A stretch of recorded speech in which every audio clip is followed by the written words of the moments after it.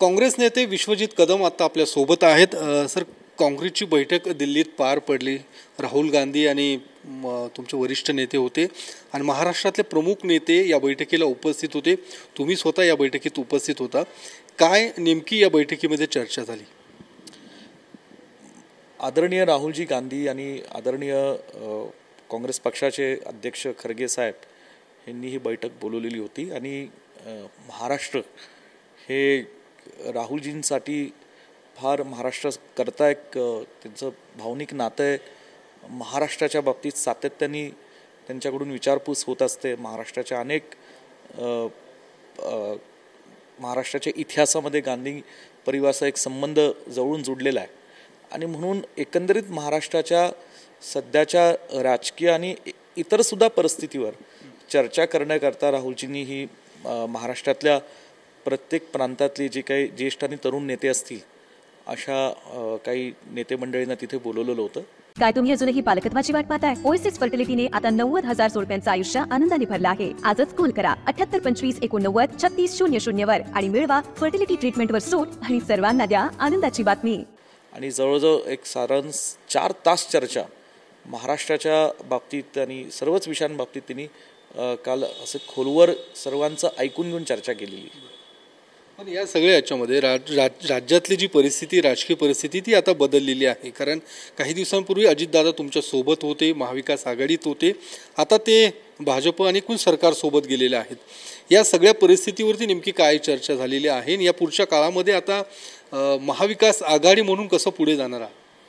नाही, आता 2019ला अचानक महाराष्ट्रातल्या 2 मित्रपक्ष म्हणजे शिवसेना आणि भाजपच्या मित्रपक्षांमध्ये काही विचारांची फारकत झाल्यामुळे शिवसेना हा पक्ष म्हणून काँग्रेस पक्ष आणि राष्ट्रवादी पक्षाबरोबर जुडला गेला।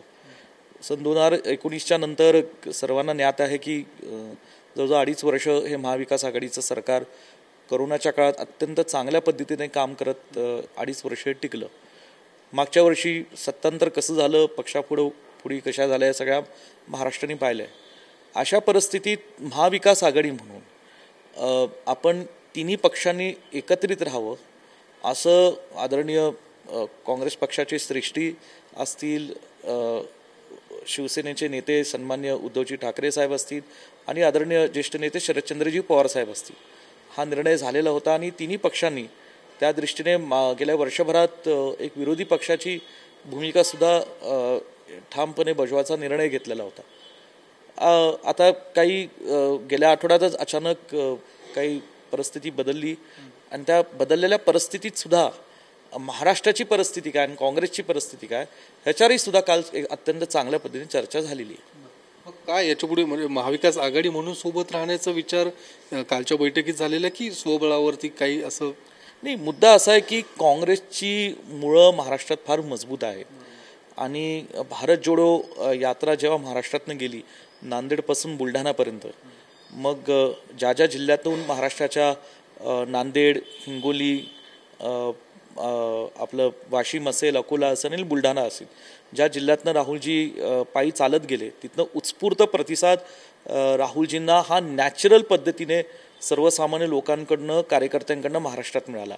बुलढाण्याची सभा भारतात एक मोठी काँग्रेस पक्षाची ऐतिहासिक अशी सभा भारत जोडतली झाली आणि त्याला राहुलजींना माहिती आहे की स्वर्गीय पंडित नेहरू, इंदिराजींपासून राजीवजींपर्यंत एक अत्यंत वेगळं सोनियाजींचं नातं महाराष्ट्रात राहिलेलं आहे। महाराष्ट्रात काँग्रेस ही मजबूत आहे, परंतु गेल्या काही 20 वर्षांमध्ये जे काही देशात बदलत्या काळाबरोबर बदलतं राजकारण घडतं आहे आणि त्याच्यात त्या राज्यातले स्थानिक पक्षांना थोडासा वाव मिळत गेला।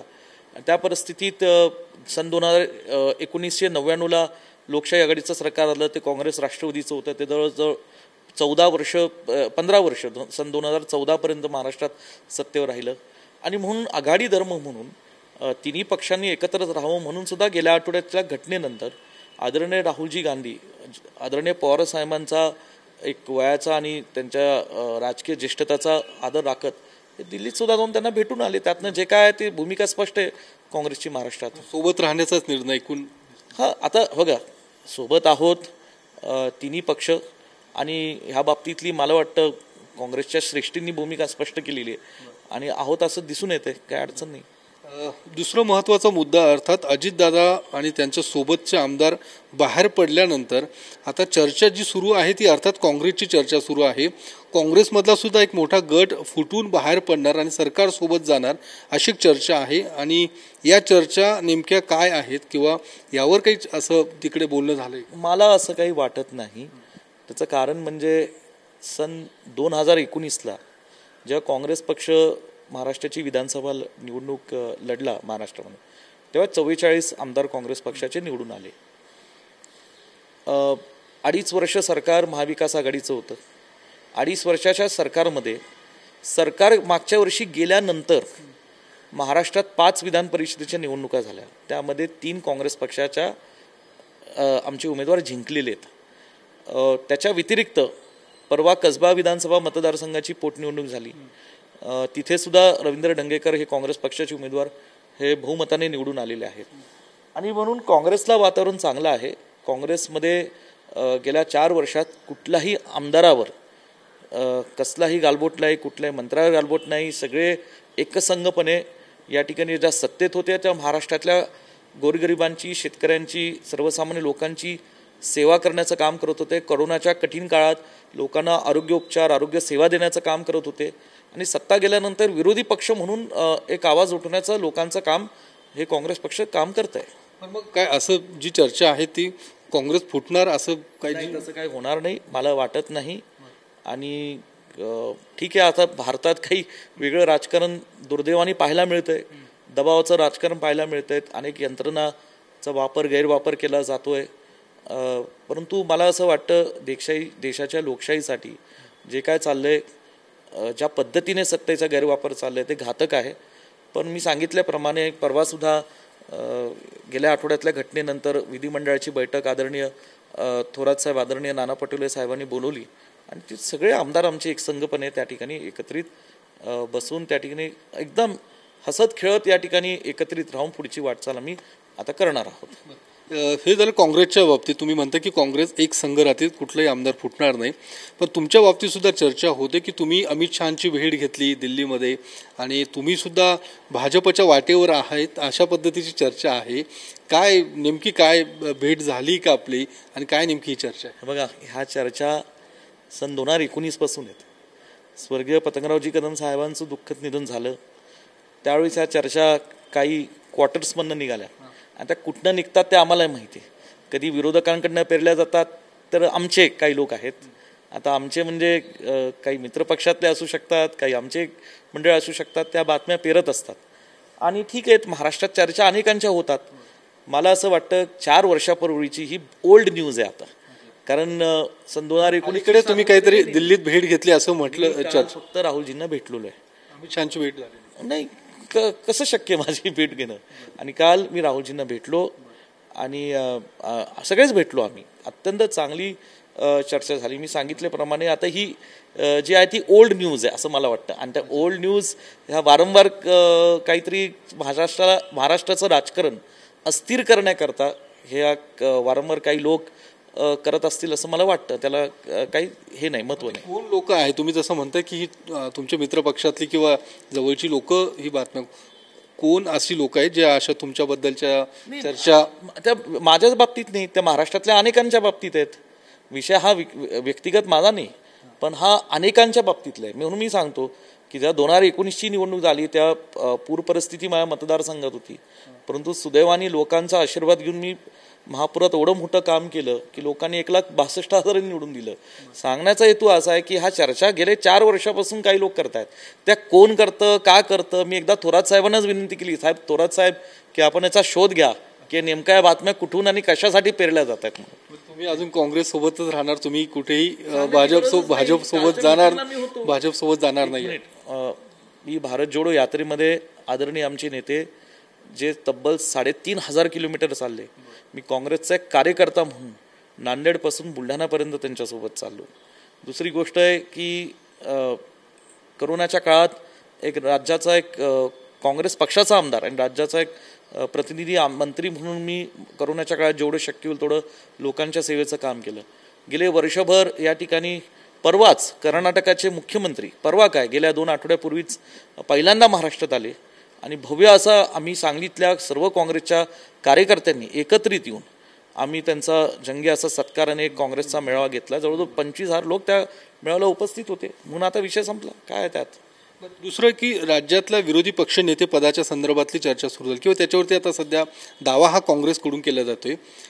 विरोधी पक्ष नेतेपद ही काँग्रेसकडेच राहणार काय आता या सगळ्या घडामोडीनंतर? नाही, मी त्याच्यावर टिप्पणी करणार नाही, कारण हा काँग्रेस पक्षाच्या वरिष्ठांचा विषय. दावा काँग्रेसचाच राहणार. मी त्याच्यावरही टिप्पणी करणार नाही. हा वरिष्ठांचा विषय आहे, राज्याच्या नेतृत्वाचा विषय आहे, दिल्लीच्या नेतृत्वाचा विषय आहे आणि मला वाटतं योग्य वेळेत, कारण शेवटी सभागृहाचे काही नियमावली असतात, त्या नियमावली काय आहेत ह्याची काँग्रेसची अंतर्गत चर्चा होईल, मला वाटतं मित्रपक्षांशी चर्चा होईल आणि योग्य पद्धतीने योग्य वेळेस त्याचा निर्णय होईल. प्रदेशाध्यक्ष बदलासंदर्भात काल काही चर्चा झाली का? कारण नाना पटोलेंच्या प्रदेशाध्यक्ष बदलणार, दुसरे कुणाकडे जबाबदारी येणार, तसली काही चर्चा झाली नाही. आणि मला वाटतं आदरणीय नाना पटोले साहेब एक काँग्रेस पक्षाचं प्रदेश अध्यक्ष म्हणून एक आक्रमक आणि नेतृत्व आहे आणि कसल्याही बदल्याची काल काही चर्चा झाली नाही. कालची बैठक ही आदरणीय राहुलजी आणि आदरणीय खरगे साहेबांनी महाराष्ट्रावर चर्चा केली आणि महाराष्ट्राच्या अनेक विषयांवर त्यांनी चर्चा केली.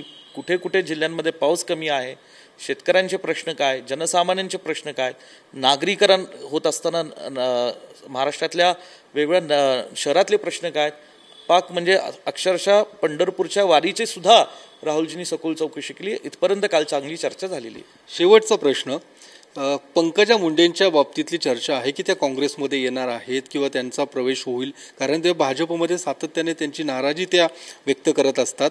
काय नेमकं आय हॅव नो आयडिया. याची काही चर्चा काही मला काही कल्पना नाही त्याची. धन्यवाद. तर विश्वजित कदम होते ज्यांनी जी दिल्लीत राहुल गांधींसोबत बैठक पार पडली. जवळपास 3-3.5 तास ही बैठक होती आणि महाराष्ट्राच्या राजकीय परिस्थितीवरती या बैठकीत चर्चा करण्यात आल्याचं विश्वजित कदम यांचं म्हणणं आहे. कॅमेरामन अभिजित पिसेसह मी योगेश बोरसे, TV9 मराठी, पुणे.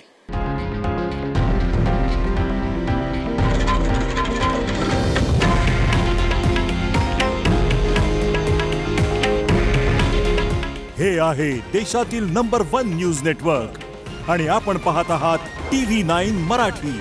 काळजी तुमची, हित महाराष्ट्राचं.